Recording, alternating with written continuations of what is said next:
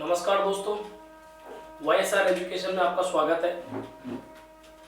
मित्रों, हम SSC GD और राजस्थान सीईटी के दोनों पेपर यानी कि ग्रेजुएशन और आपका जो सीनियर लेवल है वहाँ पर हमारा जो ईडीजीके का जो पार्ट दिया गया है उसको हम लगातार कवर कर रहे हैं।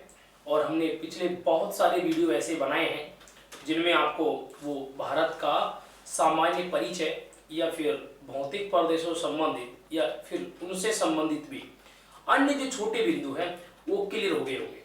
मित्रों, आज भी हम एसएससी जीडी और राजस्थान सीईटी को लेकर के एक बहुत ही महत्वपूर्ण बिंदु पर चर्चा करेंगे।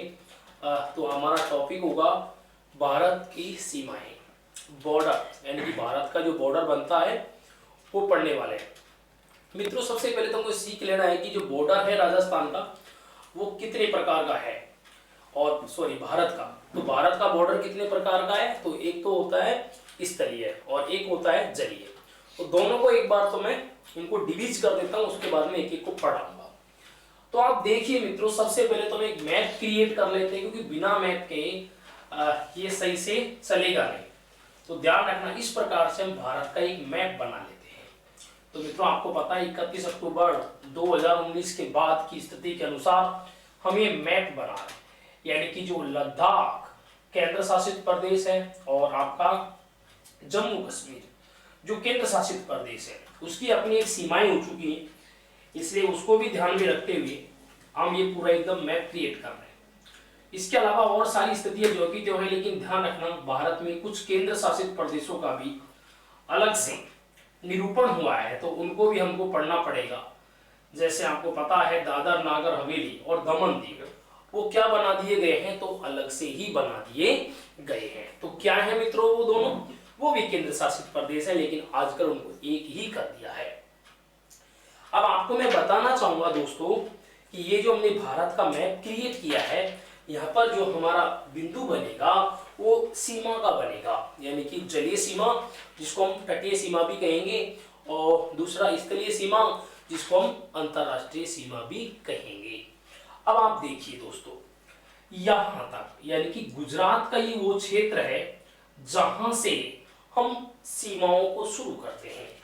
तो मित्रों ध्यान रखना, यहां से लेकर के और यहां तक यानी कि पश्चिम बंगाल तक ये जो हमारा सीमा बनेगा मित्रों, इसको अपन कहते हैं जलीय सीमा। आप देखो और इसको सुनो भी, रटने का काम नहीं है, एक बार समझिए।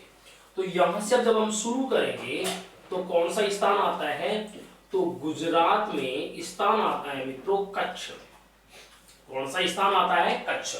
और ऐसे ही करके यहां पर जो स्थान आता है मित्रों उसको अपन कहते हैं सुंदरवन। सुंदरवन का डेल्टाई क्षेत्र, सुंदरवन का डेल्टाई क्षेत्र। और ये सुंदरवन का डेल्टाई क्षेत्र है, वैसे तो ये बांग्लादेश में भी है, लेकिन ध्यान रखना ये हमारे भारत के बंगाल में भी है, जिसको हम कहते हैं पश्चिम बंगाल। यहां तक तो मित्रों आप देख पा रहे हैं कि यहां से शुरू होकर के और ये जो सीमा हमारे दक्षिण में और दक्षिण पूर्व में बढ़ रही है, और जो कि पश्चिम बंगाल के सुंदरवन तक है, ये क्या है दोस्तों, तो मित्रों इसको हम कहते हैं जलीय सीमा। इसको हम कहते हैं जलीय सीमा, या फिर दोस्तों इसे ही हम एक और नाम दे सकते हैं। क्योंकि जलीय सीमा है तो एक सागर से या महासागर से, खाड़ी से सीमा बनाएगी, तो मित्रों इसको हम तटीय सीमा भी तो कह सकते हैं। तो एक तटीय सीमा भी है, ये जलीय सीमा कहें, तटीय सीमा कहें, वो कोई प्रॉब्लम नहीं है। लेकिन हाँ, ये अंतरराष्ट्रीय सीमा नहीं होती है। दरअसल जलीय क्षेत्र में भी जो अंतरराष्ट्रीय सीमा का जो पैमाना हम निर्धारित करते हैं वो दरअसल अक्षांश रेखाओं को करते हैं, जिनमें हम चैनल आदि बनाते हैं। तो वो टॉपिक तो मैं अलग ही पढ़ाने वाला हूं। जैसे हम भारत से संबंधित चैनल पढ़ेंगे वो एक अलग टॉपिक होगा, एकदम सेपरेट होगा। फिलहाल हम तट पढ़ रहे हैं और तटों में भी केवल हम जलीय सीमा का ही भाग पढ़ रहे हैं। यानी कि यदि किसी के दिमाग में आता हो कोरोमंडल, मालाबार, तो मित्रों वो तट नहीं, वो तटीय मैदान है। तो तटीय मैदान का एक टॉपिक अपने आप में अलग ही होगा। फिलहाल जो तटीय सीमा या जलीय सीमा जो शुरू है वो गुजरात से है, और कहां तक है, पश्चिम बंगाल तक है। ऐसे ही करके मित्रों ठीक विपरीत, इसके ठीक विपरीत जो हमारा जो सीमा बन रहा है ऊपर की तरफ जो एक स्थलीय सीमा है, अर्थात स्थलीय सीमा का मतलब यह है भूपर्पटी का जो सीमा है। अब एक बात ध्यान रखें, यदि भूपर्पटी है तो पक्का है कि वहां पर कोई न कोई देश तो होगा ही होगा, कोई न कोई देश तो होगा मित्रों। तो वो जो सीमा बनेगी वो स्थलीय सीमा तो होगी, लेकिन उसको हम अंतरराष्ट्रीय सीमा भी कहेंगे, क्योंकि वो कहीं ना कहीं किसी देश से अपना सीमा संलग्न कर रही होगी। जैसे मैंने डॉट डॉट की सहायता से आपको समझाने का ये कोशिश किया है कि गुजरात के कच्छ से ही लेकर के और इस प्रकार से सुंदरबन डेल्टाई क्षेत्र वेस्ट बंगाल तक ये जो हमारा सीमा बनेगा इसको अपन कहेंगे स्थलीय सीमा। और स्थलीय सीमा को हम क्या कहते हैं तो दोस्तों अंतरराष्ट्रीय सीमा इसे हम कहते हैं। तो दो प्रकार की सीमा है, प्रमुखतः है, लेकिन अब एक एक कोई पढ़ना पड़ेगा। तो मैं सबसे पहले आपको पढ़ाऊंगा यहाँ पर जलीय सीमा यानी कि तटीय सीमा। तो एक बार इस मैप का यदि आप स्क्रीनशॉट लेना चाहें तो ले सकते हैं, बाद बाकी अभी इसमें कुछ मैंने ज्यादा दिया नहीं है, स्क्रीनशॉट ले लीजिए। तो हाँ दोस्तों, अब हम शुरू कर रहे हैं इसमें शुरू करने जा रहे हैं जलीय सीमा। तो कैसे चलेगा मित्रों, इसका बिंदु कैसे चलेगा वो देखते हैं एक बार। तो ध्यान देना मित्रों, जलीय सीमा,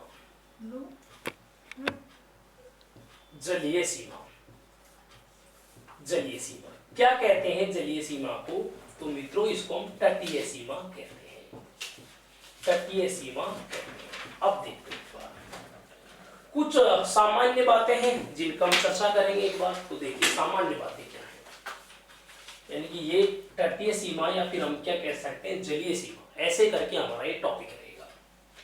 ध्यान देना, हमको इसमें सीखना पड़ेगा कि पहले तो ये सीमा कहां से कहां तक चलती है, यानी कि सीमा कहां से कहां तक चलती है। तो आप ध्यान रखोगे सीमा की अवस्थिति, अर्थात ये सीमा कहां से कहां तक है अवस्थिति में, लोकेशन ले रहे हैं हम केवल। तो मित्रों कहां से शुरू होगी, तो कच्छ, कच्छ से, कहां से शुरू होगी दोस्तों, कच्छ से। कच्छ कहां पर पड़ता है, गुजरात में। कच्छ गुजरात से लेकर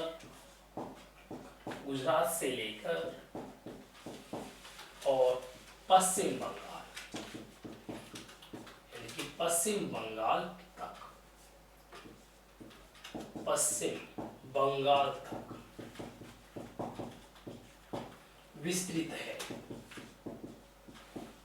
कहां तक विस्तृत है दोस्तों, पश्चिम बंगाल, यानी कि ये तो इसका एक लोकेशन हो जाता है। इसके बाद हमको देखना है कि कौन कौन से वो राज्य हैं जो सीमा बनाएंगे। तो देखिए दोस्तों, सबसे पहले राज्य जो बनेंगे, कौन कौन से राज्य बनेंगे, तो मित्रों ध्यान रखना राज्यों का संख्या कितना होगा, 9 राज्य 9 होंगे। ऐसे ही देखना हमको केंद्र शासित प्रदेश, और केंद्र शासित प्रदेश कितने होंगे, तो ध्यान रखो मित्रों केंद्र शासित प्रदेश। तो हमारे जो केंद्र शासित प्रदेश होंगे वो होंगे मित्रों इसमें 4। कितने केंद्र शासित प्रदेश होंगे, 4। यानी कि क्वेश्चन हमारे लिए ये भी बन सकता है कुल कितनी प्रशासनिक इकाइयां होगी, कुल प्रशासनिक इकाई। तो मित्रों कुल जो प्रशासनिक इकाइयां होंगी उनकी संख्या कितनी होगी, तो 9 + 4, और ये टोटल कितना होता है, 13 है।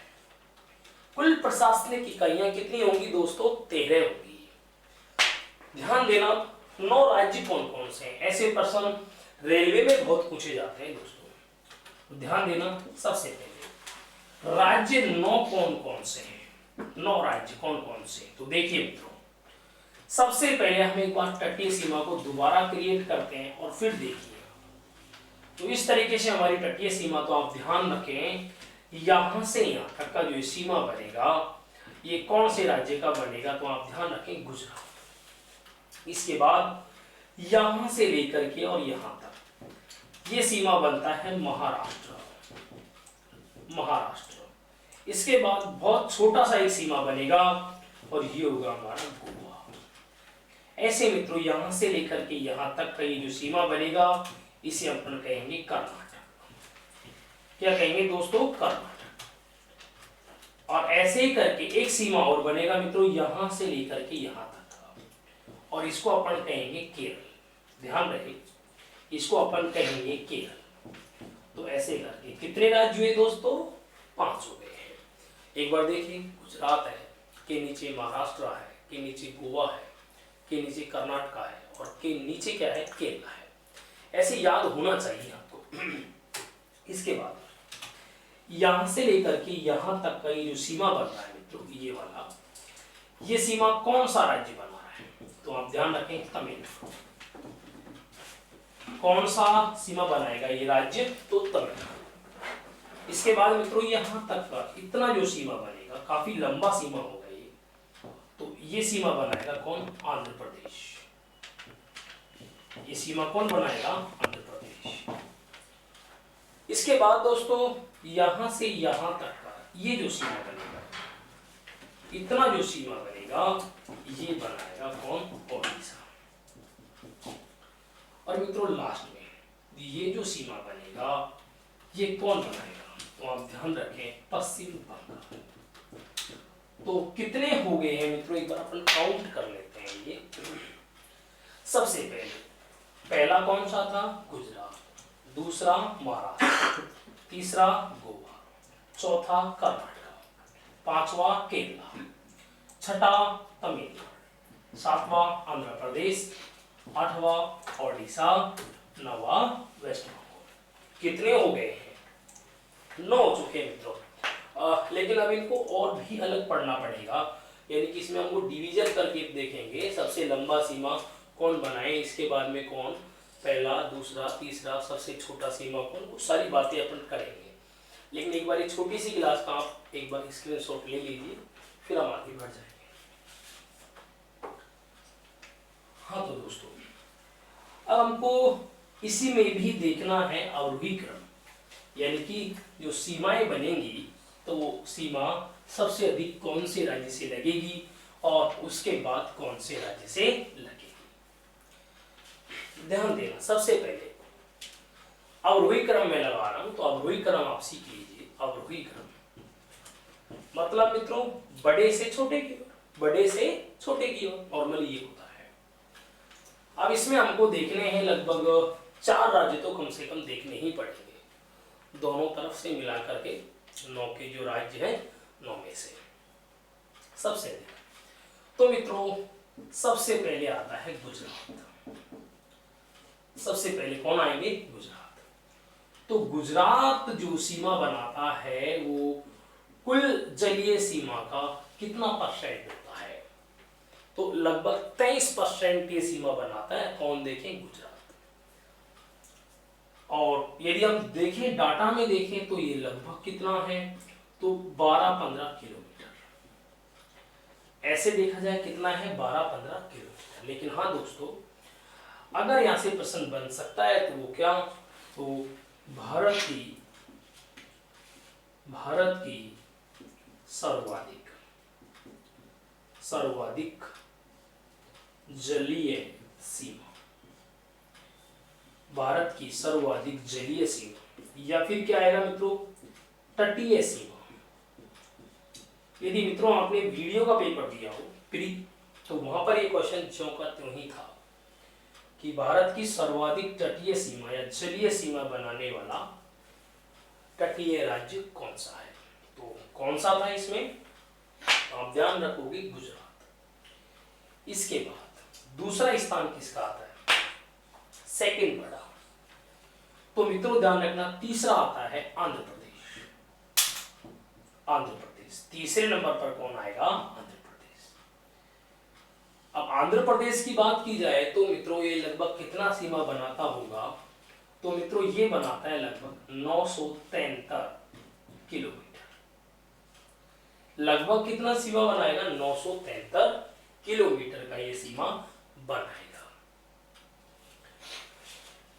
यानी कि मित्रों यदि हम आगे देखें और तो परसेंट में देखा जाए तो लगभग 17-18% के आसपास ये आता है जो सीमा बना देता है। लेकिन देखें तो भारत में दूसरी बड़ी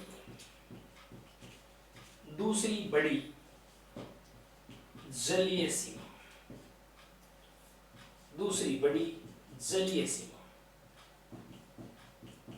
बनाने वाला राज्य, दूसरी बड़ी जलीय सीमा बनाने वाला राज्य कौन सा है मित्रों? तो आंध्र प्रदेश। ऐसे ही करके इसके बाद देखते हैं तीसरा कौन सा आएगा।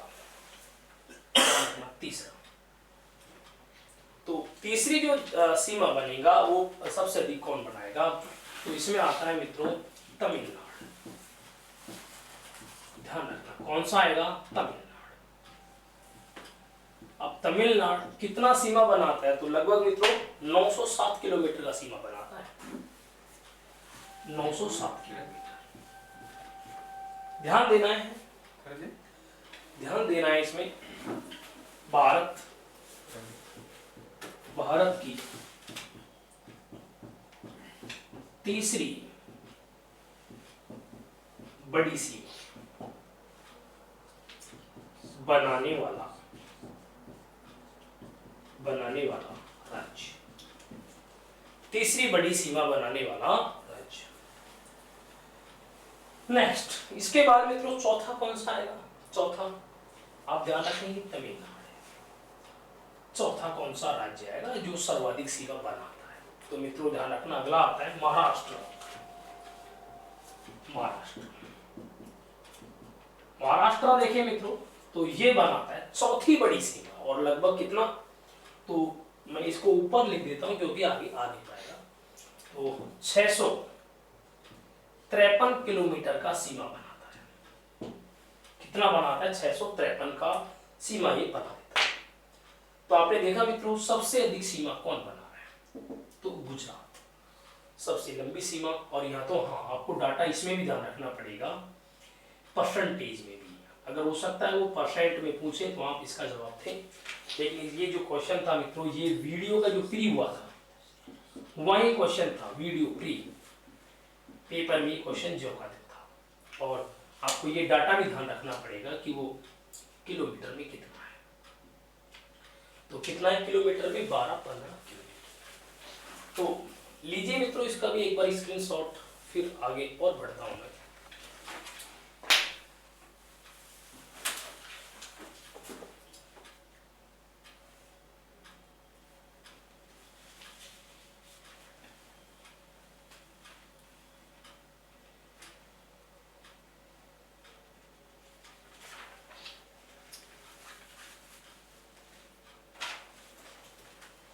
नेक्स्ट इतना हमने सीख लिया है।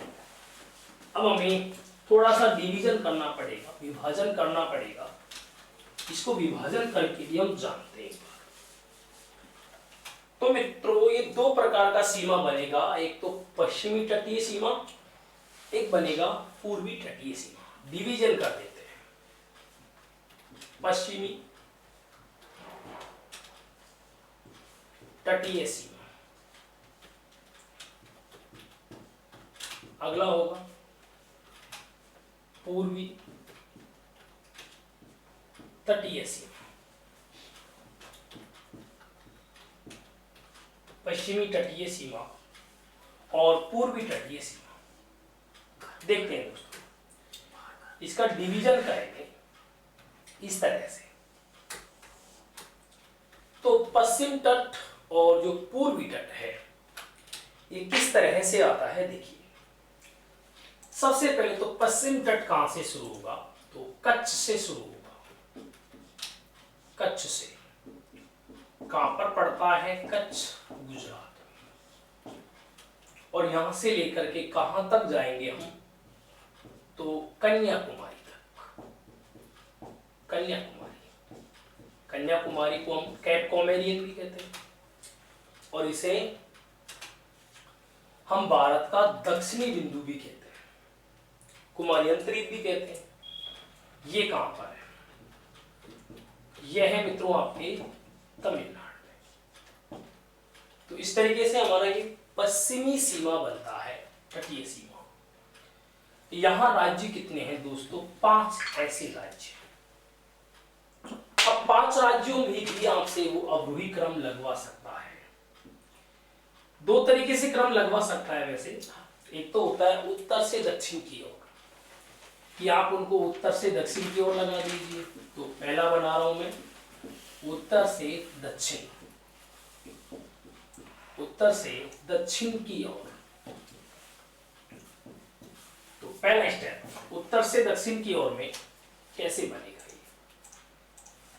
तो मित्रों सबसे पहले कौन सा राज्य आता है? ऊपर ही ऊपर, उसके बाद कौन, उसके बाद कौन, उसके बाद कौन, और लास्ट में कौन? तो सबसे पहले आएगा मित्रों गुजरात, गुजरात। दूसरे पर आता है महाराष्ट्र, तीसरे पर आता है गोवा, चौथे पर आता है कर्नाटका, पांचवें पर आता है केरला। कितने राज्य हुए मित्र? 5। थोड़ा सा इनमें आगे क्वेरी भी है, उनको भी देख लेते हैं। तो गुजरात सबसे उत्तरी सीमा, ऐसे ध्यान रखना। गोवा सबसे मध्य सीमा, केरला सबसे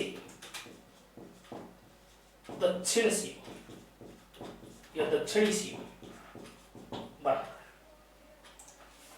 तो मित्रों अभी मैं केवल पश्चिमी तटीय में ये लगाया है कि उत्तर से दक्षिण की ओर का स्टेप क्या होगा। तो एक बार आप इसका स्क्रीनशॉट ले लीजिए, फिर हम अभी आपको अवरोही क्रम भी सेट करके बताएंगे।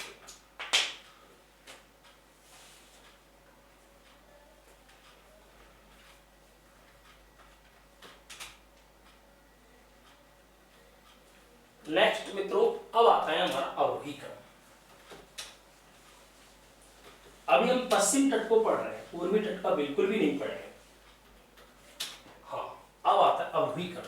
अब मैं अवरोही क्रम सेट कर रहा हूं दोस्तों, आप आरोही क्रम भी सेट कर सकते हैं। यदि अवरोही आता है तो आरोही आप आराम से उसका ठीक विपरीत करके कर सकते हैं।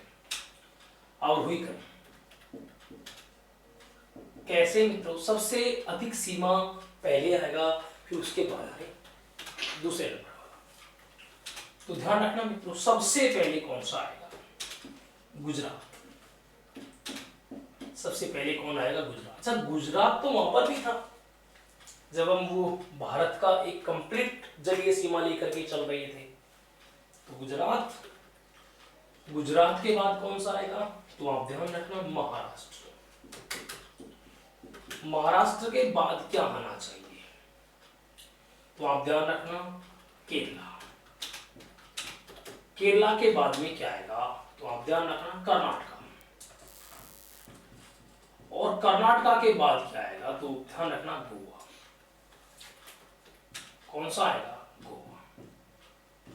ऐसे करके। तो मित्रों यहां पर भी आप थोड़ा ध्यान रखें, गोवा क्या सीमा बनाएगा? तो सबसे छोटी सीमा, लेकिन कौन से तट की मित्रों? पश्चिमी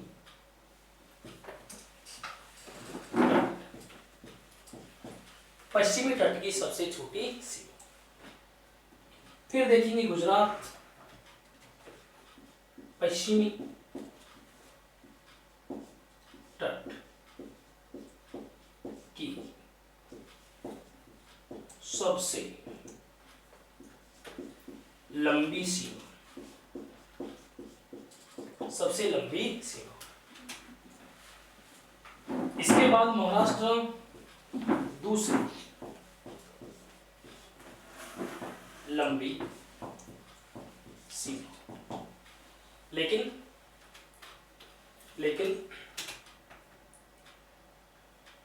ध्यान रखना पश्चिमी तट की, पश्चिमी तट। और फिर ध्यान रखना तीसरी बड़ी सीमा कौन बना देंगे, केरला। तो आप ये ध्यान रखें, अवरोही क्रम है ये।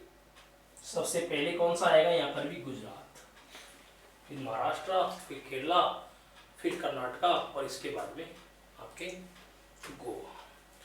आरोही क्रम को कैसे लेंगे दोस्तों, तो आरोही क्रम गोवा है, कर्नाटका है, उसके बाद गोवा कर्नाटका के बाद हम केरला, महाराष्ट्र और गुजरात भी ले सकते हैं। तो वो अवरोही क्रम हो जाएगा, ठीक विपरीत। फिलहाल मैंने अभी आपको ये अवरोही क्रम बता दिया, वो आरोही क्रम होगा हमारा।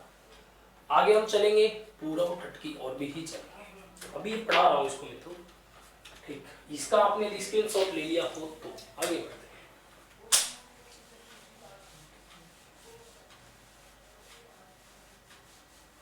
हाँ मित्रों, अब आता है हमारा पूर्वी तटीय सीमा।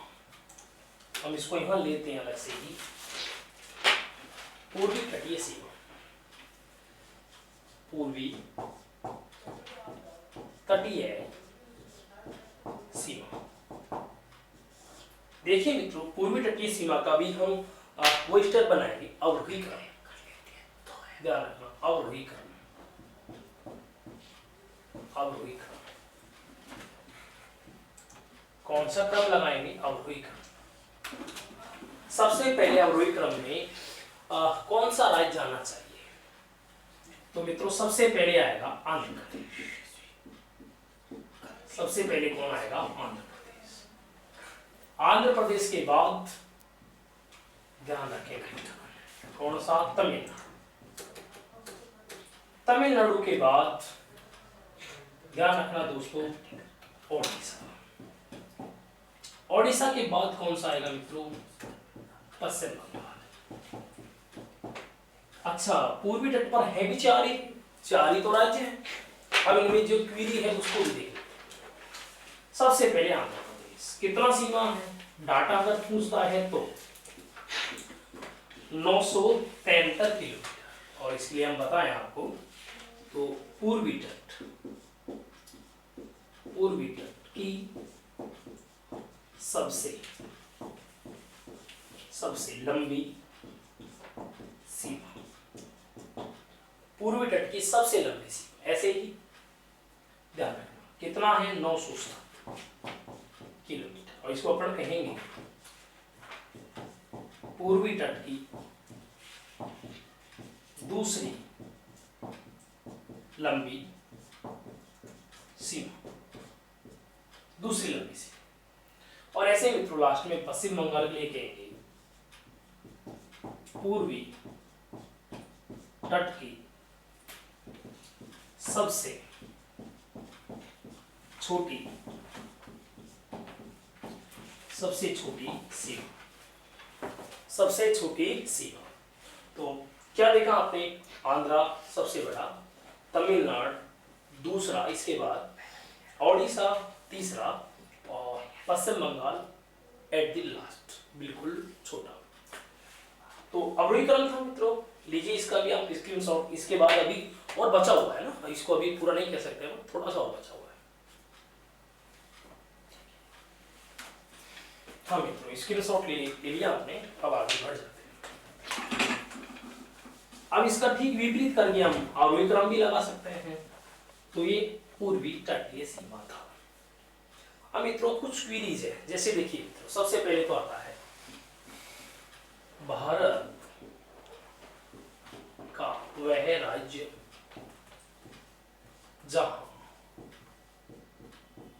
जहां पर पश्चिमी तथा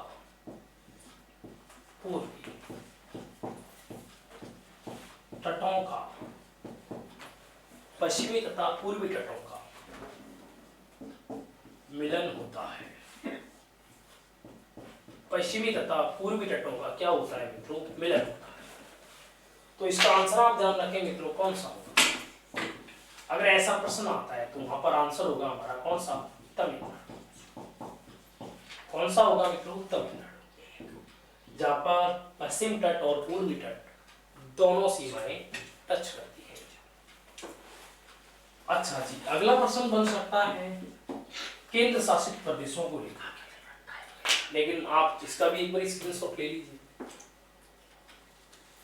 नेक्स्ट, अब देखते हैं केंद्र शासित प्रदेश भला कौन कौन से हैं। तो केंद्र शासित प्रदेश, केंद्र शासित प्रदेश, ध्यान देना है मित्रों। अगर ये 26 जनवरी से पहले प्रश्न होता तो वो कुछ अलग होता था, लेकिन फिलहाल यहाँ पर केंद्र शासित प्रदेश कितने हो जाएंगे? 4। कौन कौन से होंगे? पहला ये होगा लक्षद्वीप समूह, लक्षद्वीप समूह है, UT, union territory of India. सबसे पहला ये कहां पर अपना सीमा बनाएगा मित्रों? तो आप ध्यान रखना, अरब सागर में। कहां पर सीमा बनाएगा? अरब सागर में। ऐसे नंबर 2 मित्रों, नंबर 2 पर आता है हमारा अंडमान निकोबार, अंडमान निकोबार द्वीप समूह है। और मित्रों ये भी क्या है? एक यूटी है, यानी कि यूनियन टेरिटरी ऑफ इंडिया। तो मित्रों ये कहां पर अपना सीमा बनाएगा? ध्यान रखना, बंगाल की खाड़ी। कहां पर अपना सीमा बनाता है? बंगाल की खाड़ी। नंबर 3 आता है मित्रों दादर नगर हवेली एवं दमन दीव समूह है। जो भी क्या है मित्रों? एक यूटी है, यूनियन टेरिटरी। और मित्रों ये अपना सीमा कहां पर बनाएगा? तो आप ध्यान रखना, अरब सागर, अरब सागर। नंबर 4 कौन सा है मित्रों? तो ध्यान रखना, पुदुचेरी, पुदुचेरी जिसको अपन पांडिचेरी भी कह सकते हैं, पांडिचेरी। केंद्र शासित प्रदेश, केंद्र शासित प्रदेश, तो ये कहां पर सीमा लगाएगा? और हाँ मित्रों इसको थोड़ा ध्यान रखना है, दोनों बंगाल की खाड़ी प्लस अरब सागर, दोनों जगह ही अपना सीमा बनाएगा। तो कितने होते हैं मित्रों ये केंद्र शासित प्रदेश? 4। सबसे पहले कौन सा है? लक्षद्वीप, फिर कौन सा? अंडमान, फिर कौन सा है? दादर, और फिर कौन सा है आपका? पुदुचेरी। तो कितने केंद्र शासित प्रदेश जलीय सीमा बनाते हैं? तो कितने बनाते हैं मित्रों? 4 बनाते हैं। इसका भी एक बार आप स्क्रीनशॉट ले लीजिए।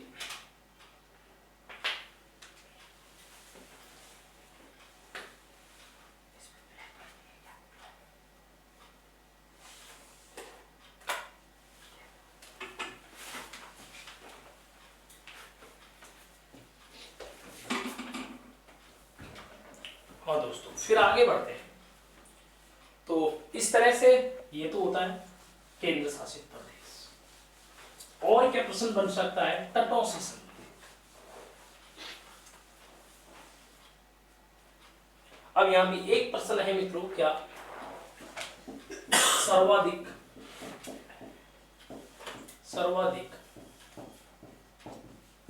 तटीय सीमा बनाने वाला